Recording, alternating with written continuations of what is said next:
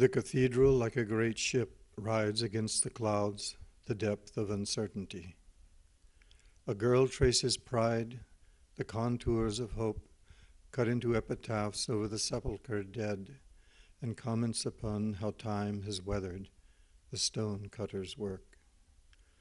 Because there was clarity in her voice, an artery of truth, I followed after, and found her nearly always with the cruel and natural innocence of wild things, a strange presence to meet near churches.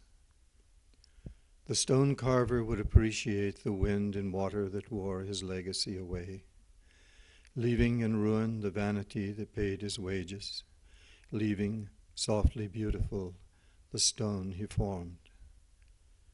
I'm sure he loved more the wild weather, yet because of his circumstance could not express clearly what he knew should be affirmed in life. We were born into a teeming, self-indulgent world, licked our mouths, licked each other's mouth, dressed expedients in lies that we hoped were true. In dreams I am a knight, a judge, a bitter, vengeful man, and one small boy in a meadow. And all of me is courting you, the true white trailing veil, the whore, the drawn, secretive woman, and one small girl in a meadow. Child of tumbling shells and a surf-worn acre of birth, your voice shrills out beyond the cycling wheat the rivers run, splays out in the spectre of memory, the bruised, drunk space of your parents' love. Here in water darkness before light beams in the prism and sound forms in an abstract mouth, I place by your bed the great conch shell with its crimson path to origins in the sea-sloshed destruction of time. Its colors serve copy for a tapestry of poses, rich in the failings of love and birth, between a stained glass legacy and looming extrusions of steel stretching deeper into dry wood. The fading scarlet arc, the ticking tread through a culture's era steeped in rigid conclusions, frozen sour in a pool at the end, form always a toxic sheen on the inner life of the shell's recesses. Evolve with the deeper churn of blood the sea, and all song singing the passionate naked down of night, the long dark receding to dawn and the balancing noon in the moon-tugged tides of a body's ocean. Embrace the joy that knows no twin-pulsed vulture's shadow cast in the creed of the serpent's stricture, no sorrow in skin gone slack on rambling bone, but thrives at that deeper heart and husk, the gold and emerald whirl, the primal bloom. All nestling villages live behind us like church bells, and before, gaunt, wind-swept Meru stretches far in ice and sun. It is simple, love. You must not hope, but climb until dust trails from bones all dries into itself, is once, is always your avatar in the kiln of the sublime.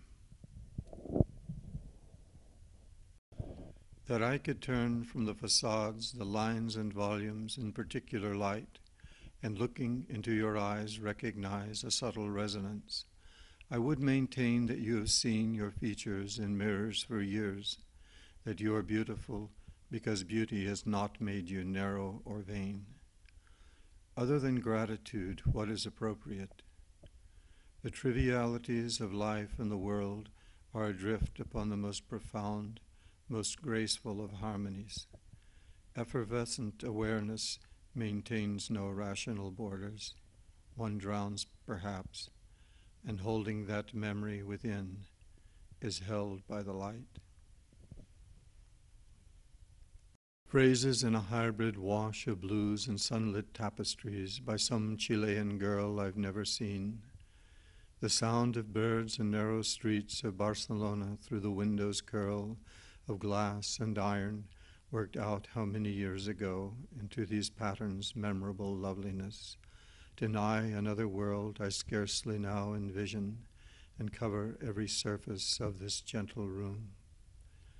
Children's laughter, intermezzo woven on the air, relieves the coarser clamor that threatens to disperse, the play of lucid senses, the magnitude of subtlety required to trace the clean release of prismic echoes from her loom. The bells at the artisan's church recall the message of the clock and leave the temporary respite of the night to those who quicken shorter spans and grieve such brutal usury of hearts, because they know that butterflies will not again alight with ease upon the flowers of their virginity. The hours passed, then days, weeks, years, and the future was mute. No plan, no dream, utopia, or diagram between us. I saw your future. I imagine the mirror wide and tall before you, your figure central in a composition, the actors of your forward years. I am not among that aging company. Dust slowly obscures, while your fingers, your whispers, trace a profane rosary. I have wasted myself in assault in vain against that mirror. I have tried to climb into the frame and break its surface like a stone.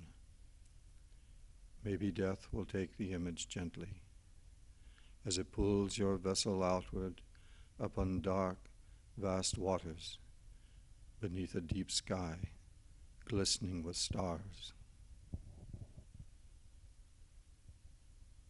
The moonlit faces break my heart, and the marble whiteness of your hands lies pool is sifting outward into rain. Where honor is no recompense for ruin, I carve the epitaph no one would choose and write your name.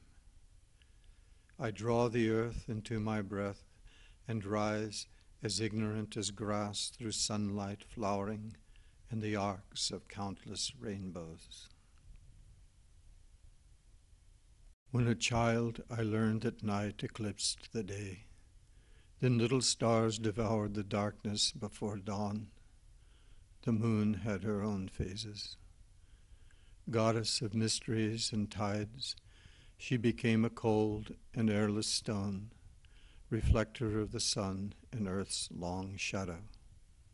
And stars, beyond the fallacy of comprehension, amplify the miracle of dreamers. The warmth that buoys others brought our ruin. We were a portrait painted upon ice. Those who wade into the wildflower's riot cannot trace the shadows cast in stars. A simple elegance informs the mind's great leaps. There is no evil at the core of love.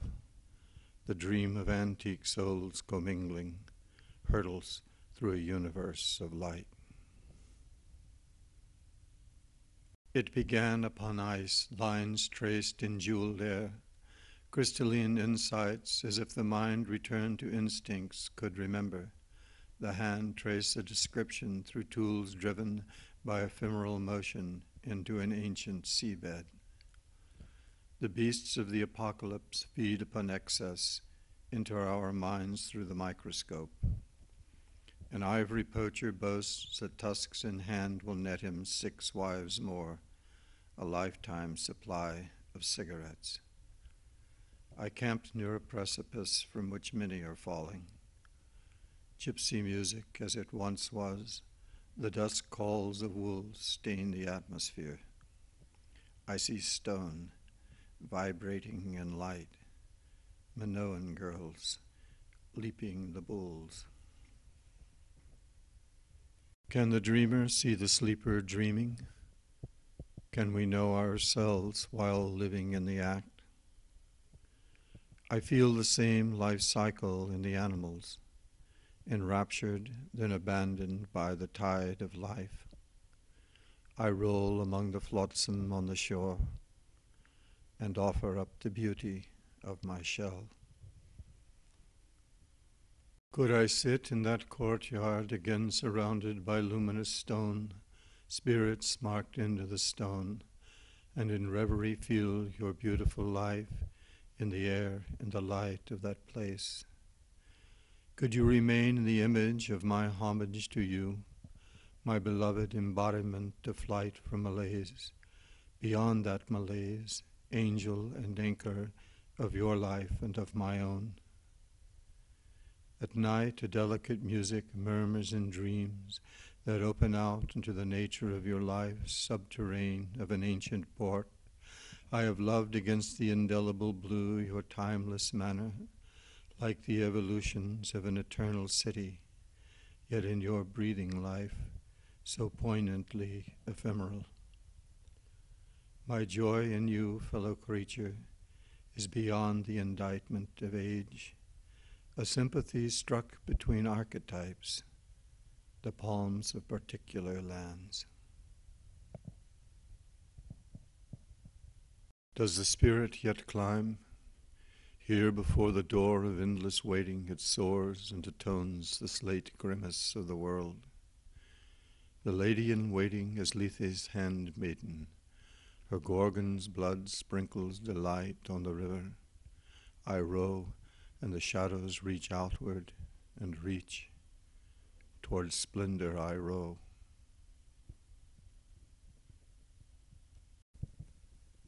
I have seen beneath the Paris streets those stacks of bones, those smiling skulls, and know that life will leave no stain upon us. I have lain down upon a stone and gazed through stars at darkness, looked up from a ship far out at sea into a sheer white dome of starlight, and know that life will leave no stain upon us. You and I, we bicker out the hours and break the miracle in every breath upon the image of our deaths, and know that life will leave no stain upon us. The monster Hitler chose Antarctic Kunst exemplars, mandated their exhibit in Munich's Hofbraugarten, a place where families, lovers, and dreamers escape the summer heat along the Isar's icy rivulets, where in winter ski-shod folk glide across a frozen silence. I have lived within this bruise, night shadow cast as dawn, self-absorption, sloth, duplicity, aesthetic turpitude, detritus, the new civilized ideal, where one who knows must speak with silence. There is loveliness of form within the forms, and this, no God was ever better than its man. The old woman had a room adjoining the room of the lovers, a clear view down to the shore, to the whispering water. Another sea washed through the isolate place where she waited, a sea dark beyond breakers, beyond where pier lights made clear the wave-rippled shore. A sea before knowledge had stilled the lanes of resurgence, a death unstructured, a life without borders and time, commingling in terror, in human dreams of an albatross rushing down wild currents of dawn toward the island. I love you deeply, my beautiful one, not the detached perfect love of saints, not the pure instinct of history's great lovers. I have loved you as a shipwrecked man loves one with whom he shares a small hatch door, buoyed upward by successive waves between vast, empty horizons. Fearful of the swallowing water, jealous of the little weight you bore upon my hope, the slightest stricture. And yet, I love you more than all the starry lights that turn the night sky white above us. In paradise there is a solder glimpsed, a godless form it grew out of life's history. A torch lit by a shade illuminates the waking apprehension of remorse, its pain and aftermath. In this light, memory assaults the senses like a dream. The world has swallowed every delicate design and breathed chaos in its tears. We have been together, love, these many years, among the olive groves and ordered rhythm of the vines. When you move, you animate your ancient world, its history that wraps your form in sense and atmospheres. The architecture of these cities articulates an empire's dream that outshines the breaking sea. I have obtained a stature in this place, a station. I am by outward signs a citizen. My mind is otherwise deep forest, impervious to zephyrs lashed by ice and whispers. Our children, graceful in their trace as dancers, have the same blood-tinged golden irises. Blinded by your beauty, I found myself displaced when you stumbled through a looking glass into the image of your dream. After many years' travail, I peer into my former world at what I was or could have been, and mourn a ghostly presence there. When I look into your aging face, I find no mirror's trace, and nothing that the ghost has ever done meant anything to anyone.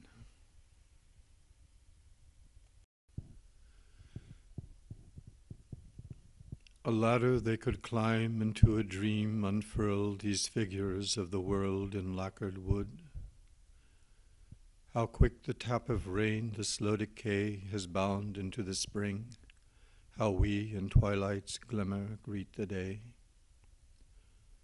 With rituals of quality we stain the ordinary bough and signal for the muted horn to wail. And where, my gypsy heart, your life grows still, the light climbs monuments from star to star.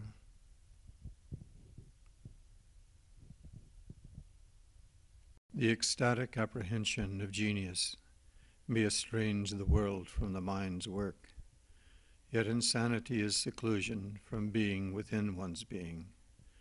It stakes the mind like honeyed flesh upon an ant mound, where piece by tiny piece it is eaten away, transformed into the colony of its oppressor. In the reflective acts of fate foreknown by the deeds of man, how does one serve you, my shrill voice of the broken wheels? How does one trust the eyes of an actress? Moving in the pre-dawn hour, silence broken as I ran through any city, any country, shadow streets in memory's span.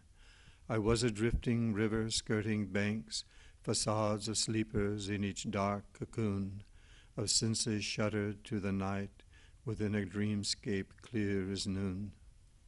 Bronze horsemen raced among the ghosts of wolves, shattering the dark with golden hooves, and there the sea lay blue and wild with light. Your body, bathed in the pollen of wildflowers, beckons on a green hill that overlooks the Aegean, whose expanse floats outward, a mirrored sky, a blue cloud. Ancient and young beyond the strictures of martyrdom are your arms that reach to embrace the sun, a music that shimmers full of the oldest light to penetrate the world. Your voice ringed in mythologies, the bees droned and the wind. Your touch is the subtlest whisper, a sibylline power engendered in a golden hour, deep wine that breathes in an open glass.